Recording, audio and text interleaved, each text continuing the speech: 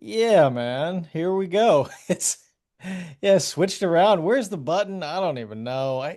You finally get used to shit and then it gets all switched and changed around and it looks Right? different and you're like, "Ugh." Right? The older we get, Tom, the more can't they just leave well enough alone? Right? Right? The button is supposed to be here. I push the button and the thing happens, and now the button's not there anymore. Now what am I gonna do? Yeah. Is it somebody like having to make sure that they have a job or, Right? I don't know. Remember time when we were younger, like most of our listeners, and we just made fun of old people for being so cranky and crabby and And now right? look at us. Why can't they just adapt? I mean, it's not that big a deal. The button used to be here and now it's here. Just put the push the button. These crabby old people. And then now you and I are sitting in the crabby old people seat. Yeah, I can't believe they don't like our music. It's great, right? Right? Hey, could Now you look at turn us. that We're like, down? I don't understand it. What are they even saying? Why does it have to be so loud? Yeah, exactly. Why are people driving so fast? Right? Why is everyone in such a hurry all the time? Oh, yeah. And that's But funny. anyway, And that leads me to I have been talking with people, as we do, Tom. And fortunately or unfortunately in our business, we just have to talk to a lot of people. yeah, we do that. We tend to do that on occasion. Anyway, and a topic that's come up with me lately is this concept of social anhedonia. Ooh, say that And 5 times fast. ooh, that's like boogly woogly. Like, what did he say? And basically, just what that means is just really not taking pleasure in social situations like you used to, right? Yeah. So, people go out and they have friends and they do whatever and they get some pleasure out of that. But then at some point in people's lives, at certain points in their life, and or I think I'm seeing this more common as people get older. Hmm. They hit their 40s, 50s, 60s, etc. And it's just like it's a hassle. I don't get pleasure out of social interactions anymore. It Right. feels forced. It feels like this is what I'm supposed to do, but I don't really enjoy it. Well, and this really ties into what we talked about last week, which was social anxiety and Hmm. how there's that Hmm. fear and the being judged and feeling Right. awkward and, just not Right. knowing how to respond and wanting to be kind of perfect. And so there's that heavy avoidance to social interactions. And this is kind of like taking that, it's adjacent, maybe not a step further, but to your point, seeing it Yeah. in myself and then in, the people who are getting older, they just Right. why? Right. Why? And I think as we get older, we just lose the patience for those superficial relationships anymore. Yeah. It's not entertaining anymore. It used to be, remember it was fun. You used to go out and you'd meet new people and hey, how you doing? And what's new? And oh, they were so interesting and they've got this and they've got that. And right now we go out and it's like, yeah, people all suck and I just don't even want to talk to them. They're Well, not like, interesting. you have a little bit of a connection with somebody, right? That you have some things in common, Hmm.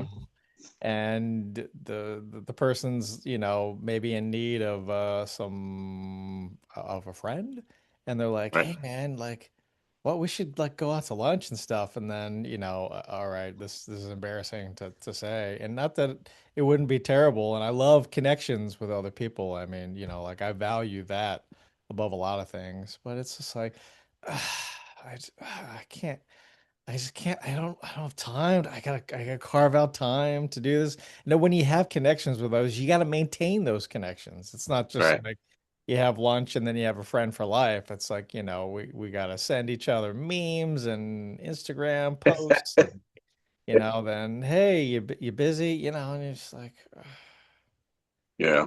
just want to kind of keep to And, myself now. And I see that more and more because, yeah, I thrived for a long time as a social butterfly, and mm, with neighbors, with people, with out in public, talking, chatting people up at the grocery store. And now it's just, I just don't want yeah. to engage. And we see this so much. Yeah. And you can't convince somebody, oh, you should go out and have these really positive All right. interactions, you know. Their tank is full, they're overloaded, and Right. see a reason why. And I think you bring up a good point, of what it is and what it is not. So, it's not social anxiety. People that, have that anxiety about interactions out and, socially and interacting with people. It's not social anxiety. Yeah. And it's not that whole concept of introvert extrovert, right? So, Right. introvert extrovert is really, if you, a definition of introvert extrovert is how you gain energy. And were just highlighted. You would gain energy in social situations. Oh yeah. Situations you'd go out and you talk people up, and that filled your cup, I'd right? And be that's kind, high afterwards. yeah, and Yeah. that's kind of that's the definition of an extrovert. The Yeah. definition of an introvert is you can go out and have social interactions and social exchanges, but it depletes your energy, Mhm. right? So you can do it and you might be very successful at it. I'm a great example of it. I'm a true introvert, but I can fake it with the best of them, and I can go Yeah. out and I can chat people up, and I can do this and that, and you know, cocktail parties and public speaking, and I can do all that. But man, it drains me. Right. People suck the life out of me, and it's just when I'm done with that, Right. and so that's so it's not introvert extrovert, it's not social anxiety. This is I just don't enjoy it. It's just not fun anymore, Yeah. and we see Well, that. and you Mhm. needed, as an introvert, or people who are introverted, they need time to themselves Right. to recharge, to get Yeah. energy. Yeah. The downtime or the time away from people is how they fill their cup back up. Yeah. And for you, at least in the past, your cup would get filled by those social interactions. And that's why you do that. That's why when you're in line at the store and someone's chatting you up, they're just trying to steal your energy. Right. they're Yeah. trying to they're trying to use their aux cable to, to steal your charge. Yeah. We're old enough. We remember the three prongs, right? The red, yellow, and Right. white one. Who Yeah. who out there remembers those? Now it's just one chubby cable. Yeah. So I think the social anhedonia, we see this in people that are that are older, right? They just, and some basic concepts of that is they just don't have tolerance for superficial things anymore, right? Yeah. I don't, I'm not interested in meeting a stranger and hearing their, semi short life story, and it's just the bleh. Please Right. stop talking. Right. So they just don't have patience for superficial stuff anymore. That's number one. But number one, and not just it's just not a getting older thing. It's also just there is so much happening in the world, right? That like as you said earlier, we're just filled and we can't take another thing. So I mean, there's people in their 20s that are just like, I don't want to leave the house anymore because there's so much extra stuff out there, Right. and I can't handle one more thing. And anhedonia, lack of pleasure. I Lack mean, of pleasure. Yeah. the opposite is hedonia, Hedonism. hedonism. Yeah. Yeah. Everything is pleasurable, and I'm seeking things that are pleasurable. Right. And this isn't anhedonia is not apathy necessarily, and it's not No. depression. No. No. I mean, we see people who become apathetic when they're depressed. They just don't have Right. any emotions, right? Like, Right. but this is that the we isolate to ourselves and we do the things that we find enjoyable, and they usually don't involve, in terms of social anhedonia, they don't involve social interactions. We start to see those interactions as just transactional, right? Like, I Mhm. need to pay for this thing, and so I'm going to talk to you enough so that I can get a receipt and then go on my merry way, right? Right. Or have the car fixed, or it's just Right. transactional, instead Yeah. of like having those deep connections with other people, they become less Uh-huh. and less. And I bet that if people are experiencing some social anhedonia, you might have one or two really, really close relationships, and actually, that's probably a healthier way to be. Yeah. For sure. Right? I remember you talked about that, the tree, right? Like the net. I Yeah, love it that whole is Tyler. Oh, yeah, I love that. Tyler Perry actually did it as Medea. And look it up. I encourage everyone because she does it better than than I can. But basically, everybody in your life is a part of a tree. It's either a leaf, a branch, or a root, right? So leaves are basically there for a season. They blow in and out, and that's who they are. Most people in your life that you will meet are leaves, right? And that's who they are. They're leaves. Yeah. And then the ones you have to watch for are the branches because they're strong and they're holding things up. And you when you need a branch, you lean out on them, but you can't lean out on a branch too far because they break. So branches are the Yeah. people in your life that will let you down. It just can't hold you up. That's not what their role is, right? And then there's roots, right? Roots hold the whole thing together. Roots are there for the tree no matter what, wind, rain, storm, whatever. You can lean on a root. A root is never going to break. And if you have two or three roots in your life, consider yourself very lucky. And we talk with people a lot when they get very disappointed in uh,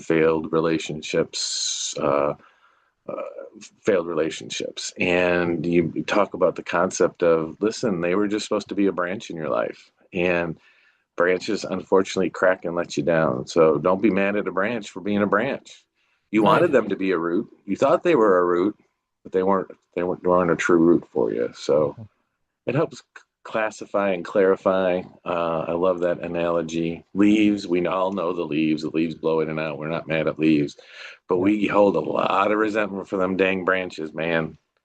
We thought Right. they were roots, but they only Why are turned you out to not be being a branches. root? Yeah. Yeah, I want you to be my root. Yeah. Well, the social anhedonia, as long as you have some really good, healthy connections to others, like, two or three people, close people, then, if you're not getting the joy or the pleasure from being out and being in social environments and interacting with others, not necessarily a bad thing unless you feel completely alone and you'd rather just be alone. No man is an island type of thing, right? Like we need to have input from others. We need to engage. We can't do this roller coaster by ourselves, like we need others in our lives, really positive people in our lives, supportive, loving, caring people in our lives. And so you're not getting that dopamine hit or that joy or pleasure from being out in social interactions. As long as you have those really close relations, those roots, then I think we're doing okay.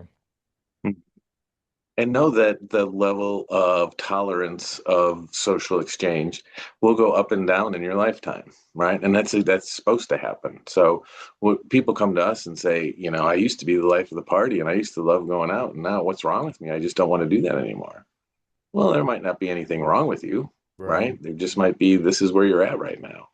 Your Mhm. cup, it has to be empty for a while, and you just need to recharge and figure out what it is that's important. And you may have a lot of extraneous things happening. Yeah. So I know that people are different. However, and this is going to sound wild, we're actually more alike than we are different. absolutely. And so you go out and you engage with people and you hear the same kind of stories, and not that you put them into a category, but you've heard a lot of these things before. And so you recognize the amount of space, time, energy that you would have to devote to cultivating this relationship. And you're like, I've already done this 100 times. And you're like, I just don't have the energy. My energy needs to be laser focused on the things that are really important to me. And my priority is taking care of my responsibility, helping clients. And I don't have much left to give. And so it's you go into the store, head down, right? Get what you need, get the hell out, and go back home to, your Right. one or two really important relationships. And Tom, I struggle. I try very hard not to bring politics into our podcast, but alas, I break the rules. You know me; I can't help myself. So, okay, there's the 1% of the people in this world that hold all the wealth, right? And then there's the 99% of the rest of us. Yeah. And take that 99% and divide that in half, and we're all various degrees of left versus right in our political leanings, Mhm. right? And we fight like hell with one another, right? And that's the whole point. The 1% want it keeps the 99% of us fighting so that we don't pay attention to the 1%. Yeah. And the 99% have more in common than we do with the 1%. Yeah. So maybe at some point, can we turn our energies on fighting the 1%? Hmm. Demand some, like Yeah. basic healthcare and, education. All right. So social anhedonia, Tom, is Oh yes, back to the topic. okay. I I can't help myself, Tom. I can't help myself. Well, I think sadly, a lot of people would like to do things or change things, and there's this idea, and this could be a show all on itself, of learned helplessness. Yeah. What can we do? It might be too risky. I might become an outcast. I might get canceled. And so we just talk about it, right? All Complain right. about it, and then nothing happens. And I mean, one of the things that really, and I know your zeal for doing this has diminished over the years, but one of the things I really admired about you when I first met you is your level of trying to make positive social change on a macro Mm-hmm. level. And I just I thought that that was just truly amazing. That was in line with what I wanted to do, at least at the time. And you have influenced and made some really positive changes. So I mean, um, uh, Well, very, thanks. very Yeah, impressive. um, it was a very great part of my life. A lot of community interaction, a lot of working macro levels to make systemic changes. Love doing the work. Mm. And then, it gets exhausting. Right. So you've seen what it takes. You know Oh, exactly yeah. what it takes, the amount of energy that it takes. And so on a broad scale, I think there's definitely a learned helplessness that is inherent. Yeah. And well, what are we going to do about it? We just have to kind of accept, bitch, and complain about it, and then focus on what we can control. And that isn't always a great thing if it's just, commenting on Susie's political post on Facebook or Instagram, right? That's not systemic change. Let's work on systemic change, not Yeah. changing. Yeah. So I go back to the Gandhi, be the change you want to see in the world. And so I try to live, a certain way. And I'm hoping that that will inspire the people around me where I can have some influence, not forced, just, Mhm. to live well, to take care of myself, to take care of my family, the people around me that I care about, those, few friend connections that I have, like to really honor and cherish that, and to be as healthy as I can, mentally, physically, spiritually, all that, emotionally. And yeah, I think that's the stage where I'm in, where I hope that, with some social media, that that could inspire others. Yeah. And I got to the point, Tom, where before it was my drive, my mission to talk with people about social change, about macro systemic, things that we could do. Um, and now, if people want to ask me my opinion or ask me, Yeah. or they initiate a conversation, I'm more than happy to dive in, but I don't start those things anymore. Yeah. Yeah, I just don't. Well, and we see social anhedonia come up in some other mental health disorders, so specifically trauma-related disorders, thought Yeah, disorders. It shows up, depression, and even anxiety. They end up retreating, isolating instead of interacting with others, where maybe it would be in those situations a healthy thing for them to engage, but there's that sure. avoidance because of All right. what may happen, and I may be re-traumatized. Yeah. So again, that social anhedonia is not anxiety necessarily, and it's not introvert extrovert. It is and it changes over time. It waxes and wanes. It's the pleasure you get out of engaging in social interactions, and it's okay to have that on a downswing, and it's okay to, just not want to go out and interact all the time. The Right. problem that people get into is first of all, they don't understand it and they think something's wrong with me and I must be depressed because I don't want to. And that may or may not be the case. Yeah. But the other thing is when your primary relationships are on different wavelengths and someone's in their social butterfly high point and their partner is in their social anhedonia low point. All he wants to do is sit around and watch TV. Right. Yeah. Yeah. Why, he doesn't care about my feelings and why does it I want to go out and blah blah blah. Yeah. Right. What's the famous? It's not about you. Yeah. Mhm. I want to go out and play pickleball and, All right. have lunch with the ladies and Well, you do that. do that. Well, and couples do that and they find themselves growing apart. You know. Yeah. Um, Yeah. so even if you're not getting the pleasure from social interactions because you've reached that stage of development, or it's because you've lost the feel good because of being traumatized or having negative experiences with others, there still could be benefit from having social interactions. It may be worth your time to form connections with others, Hmm. in limited quantities, because it may not feel good at the time, but it may become a resource that you could utilize. You know how I have strengths, you have strengths, but we also have challenges. And where Hmm. I'm challenged, Brett, you have a strength, and I can come to you and use you as Hmm. a resource.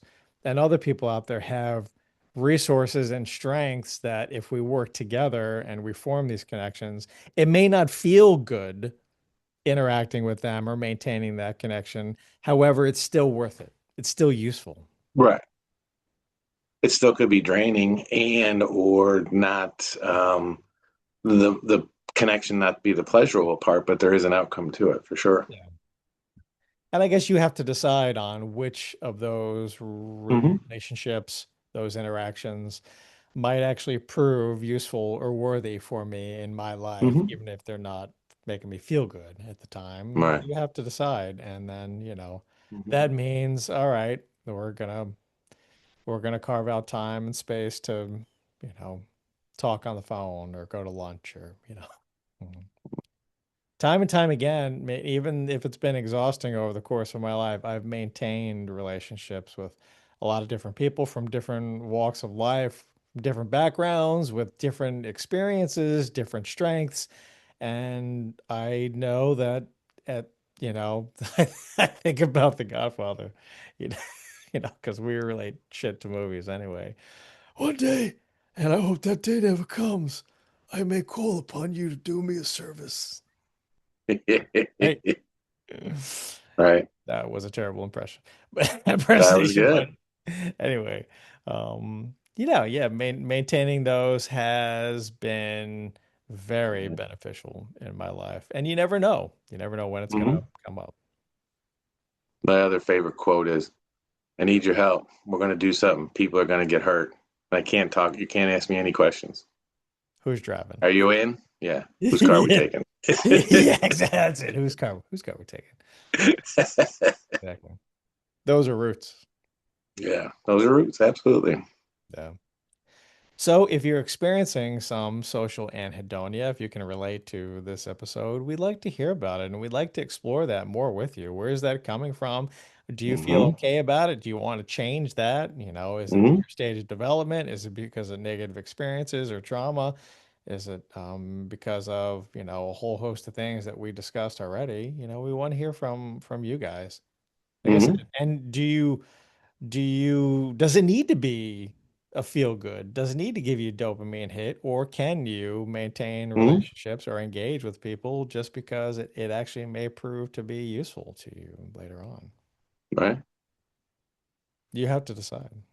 Right. Let us know. Questions at therapyunzipped.com. Yeah. That is questions at therapyunzipped.com. Yeah.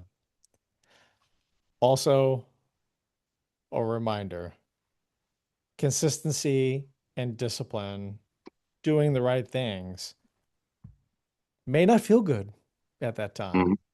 But the motivation and the desire to continue doing those good, healthy things for yourself, the right things, comes as a result of you being consistent, of you being Right, disciplined, and not the other way around.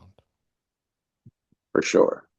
You may not be Habits motivated versus to go out and motivation. have social interactions, but if you consistently do it, you might find that the motivation to continue doing that will come. Hmm. So, For sure. Tom, always a pleasure. Happy Friday, Friday. yeah, happy Friday to you. Oh yeah, it's gonna be a great weekend, and the weather is shaping up. It was cold and rainy for this week. That was kind of Yeah, gross. Seemed like it came out of nowhere, but now it feels really good out there. So we're gonna enjoy. not complaining with what we saw in the rest of the country, but yeah, it's gonna be a nice weekend. Is Low to today the mid official 80s. day of spring? 21st tomorrow. Oh, tomorrow. Okay. March 1st is the meteorological spring, but yeah, it's the spring equinox tomorrow. I can't believe it's already here. I know that dang equinox was just here and now it's What back again. happened? What happened, man? I know. It's the end of March. What the hell Beyonce? Yeah, unbelievable. But anyway, one day at a time. That's all we have. Absolutely. Enjoy it. Yeah. So thank you again, Brett, and we'll see you Thank guys you, next week. Tom. All righty.